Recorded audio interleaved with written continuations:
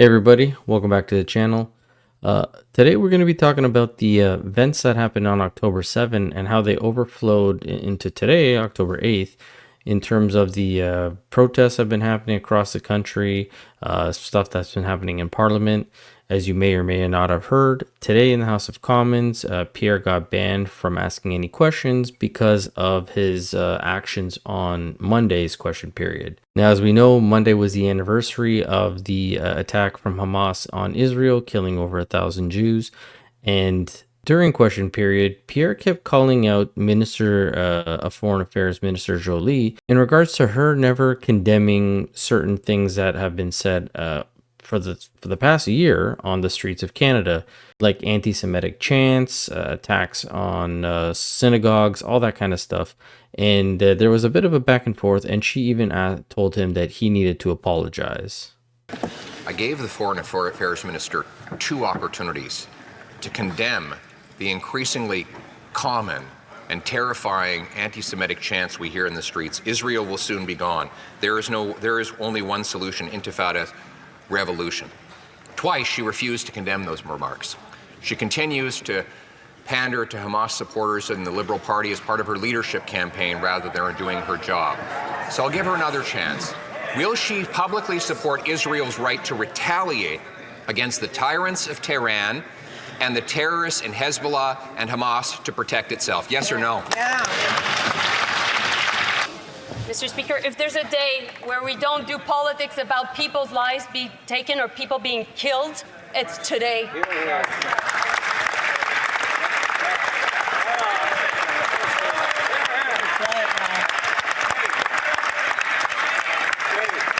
all against any form of anti-Semitism, I hope, in this House, any form of discrimination. And I really hope that my colleague in front will apologize. Right on. Right on. Now, after all that was said and done, Pierre and Justin Trudeau actually went to a banquet or a gala, and they did some more speeches. They spent time with the Jewish community there.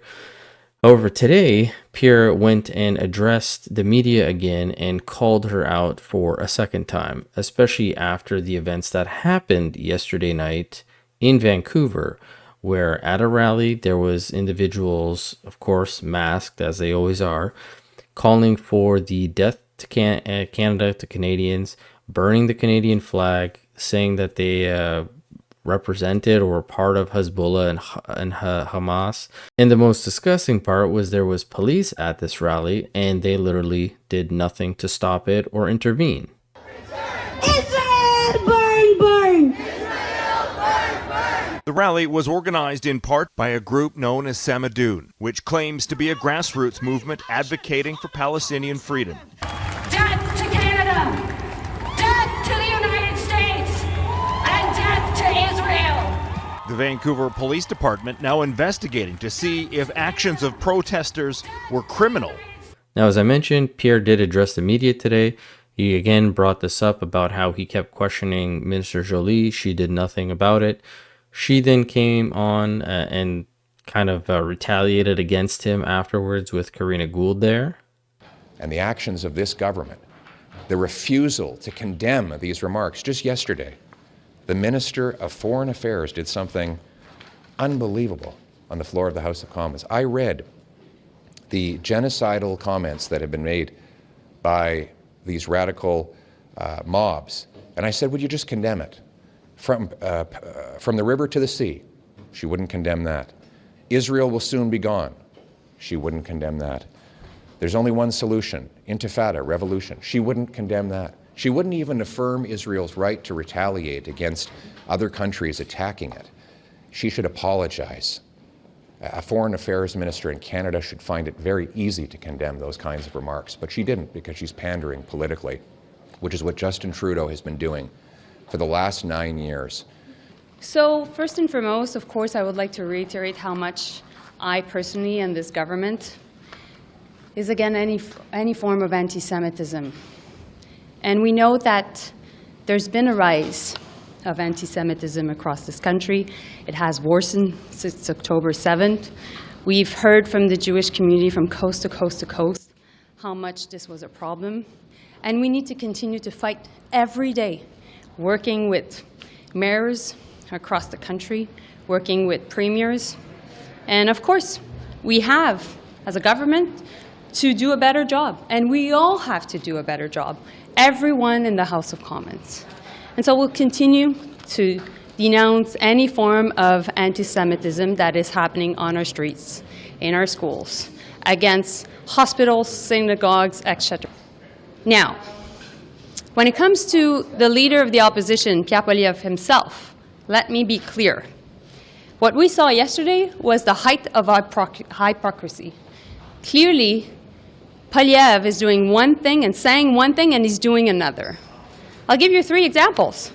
First, while he's saying that he's fighting anti-Semitism, he never condemned those who were waving a Nazi flag during the Freedom Convoy on this Parliament Hill. Why didn't he? Second, he cozies up to groups like Diagolon, who spread neo-fascist ideology across this country. Why does he denounce their anti-Semitism as well? And also, when his caucus met with far-right politicians from Germany that were downplaying Hitler's crimes, he kept them in his caucus, and they're still sitting next to him in the House of Commons.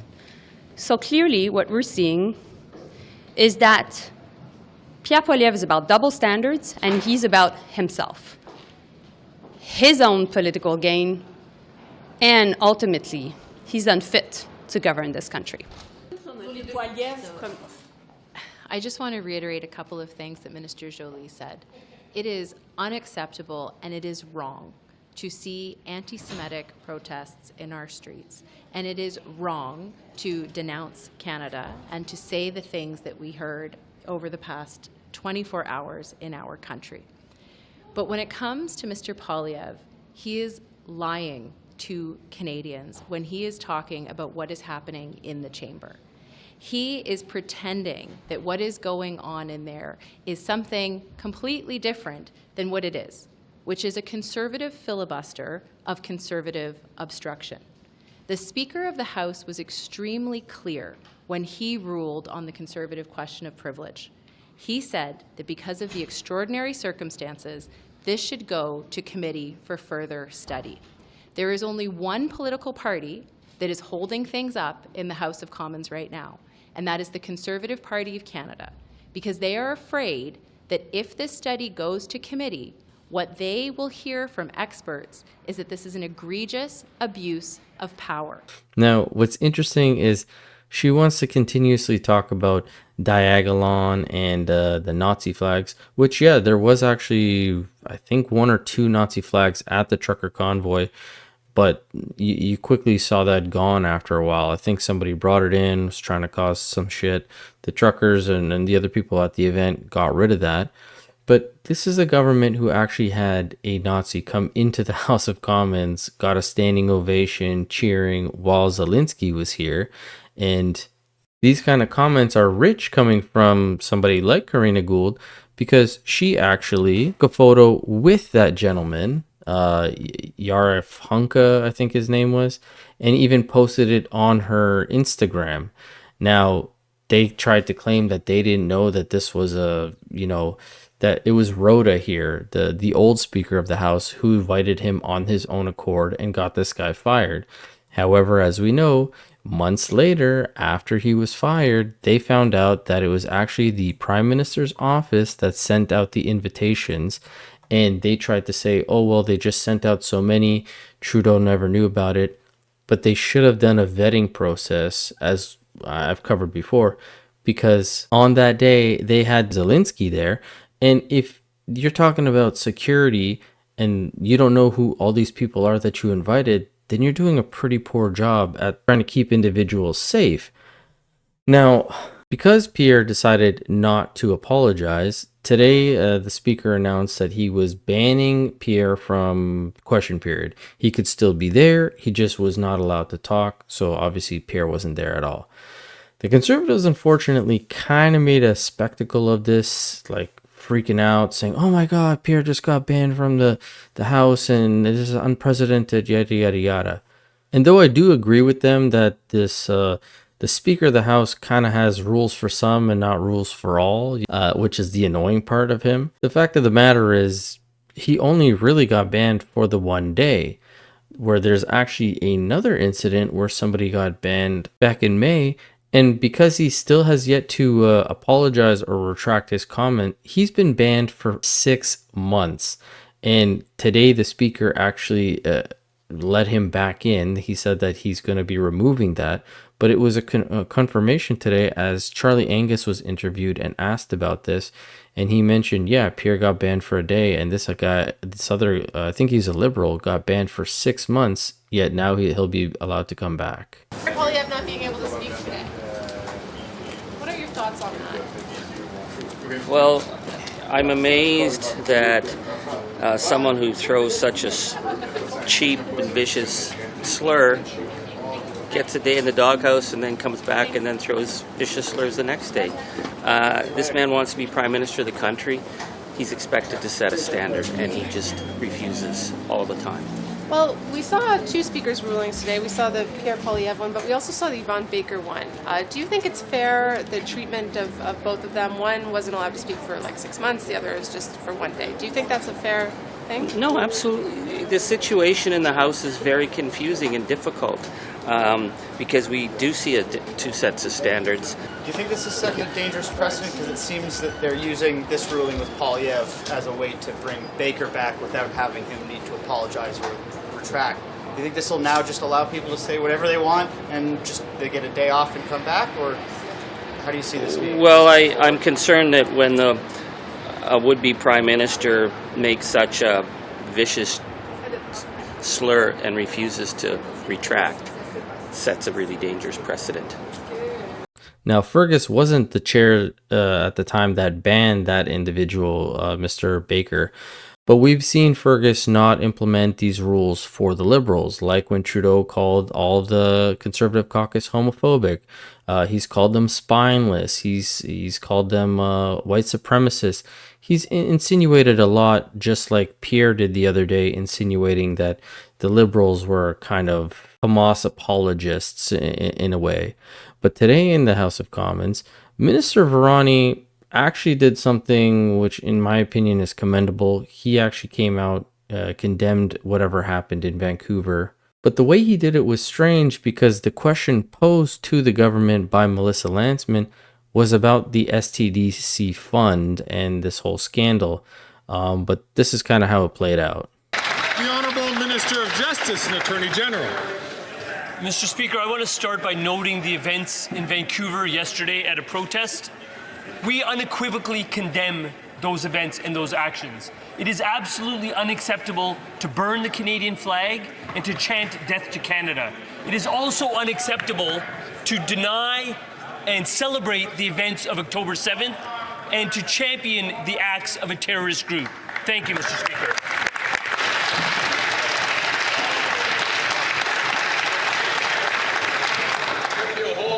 The Honourable Member from Thornhill.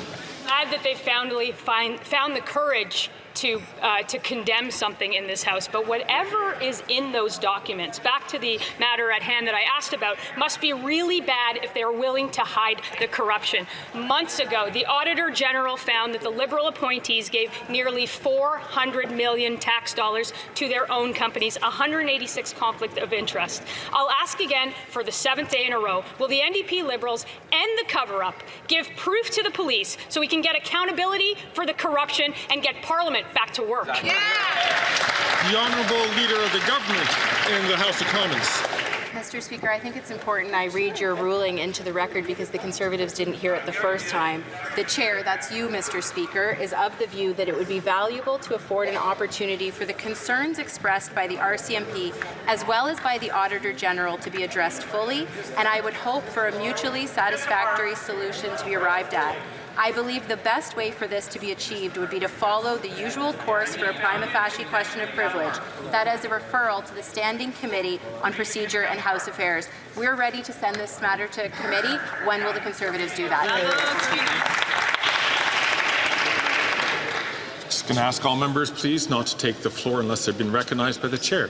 The honourable member from Thornhill. Mr. Speaker, the House Leader missed the part where you told them that they're holding this House in contempt. If there is nothing to hide in those documents, then they should be able to hand them over. $400 million to Liberal friends, 186 conflicts of interest from a government that knows really well what a conflict of interest is, all while a record number of Canadians can't afford to eat. How bad are these documents that they would hold this place up for 7 days, defying your order, and to hide the $400 million that they gave to their friends? Now, I absolutely hate listening to Karina Gould lately. She's just so irritating.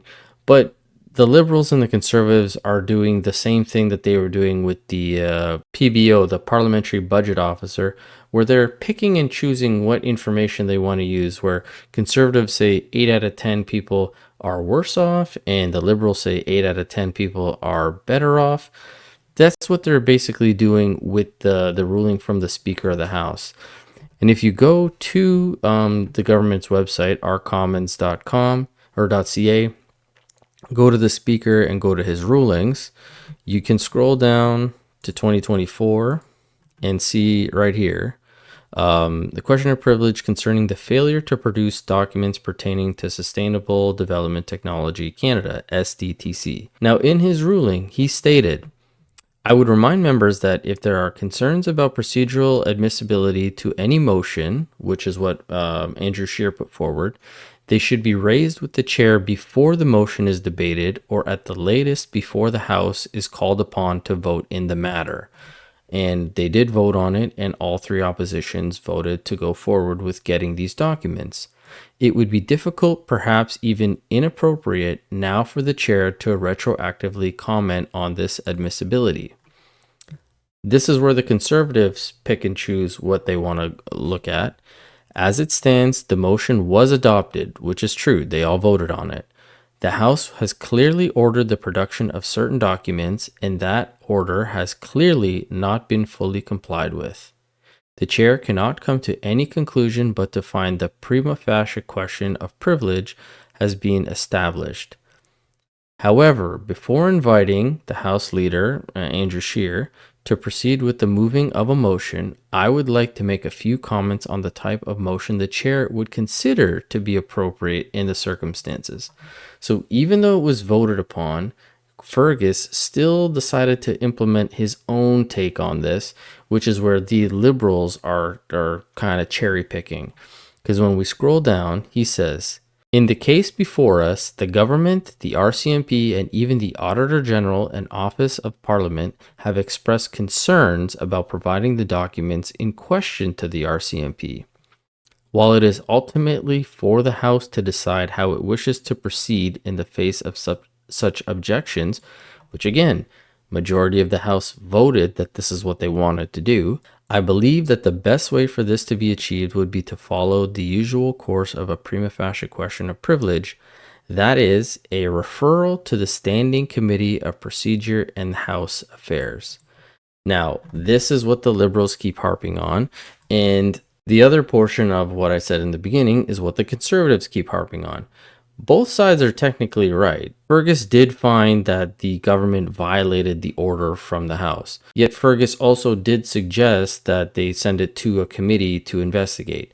That part I don't fully understand. They've already had extensive committees on STTC.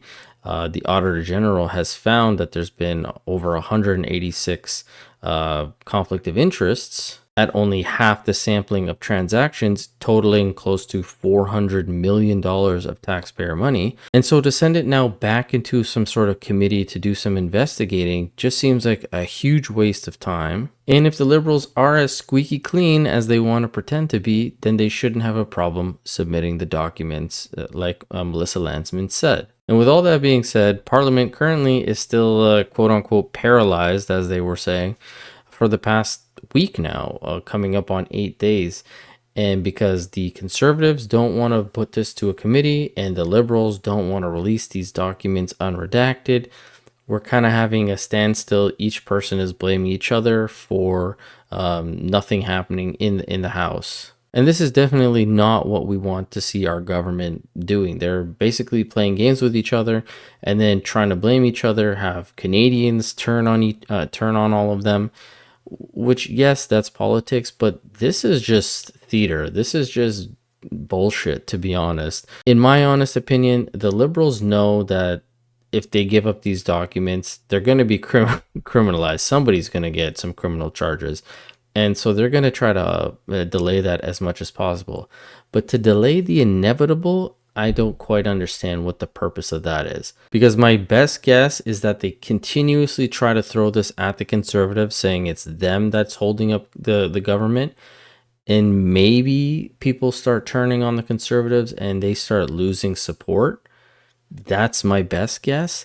But if in the end result, they're going to be caught with something, whether it's STDC, whether it's Randy Boissonneau, whether it's all of these other conflicts of interest and scandals that they've, the $9 million condo in the US, something's going to give. And throwing this back to a committee doesn't make much sense to me.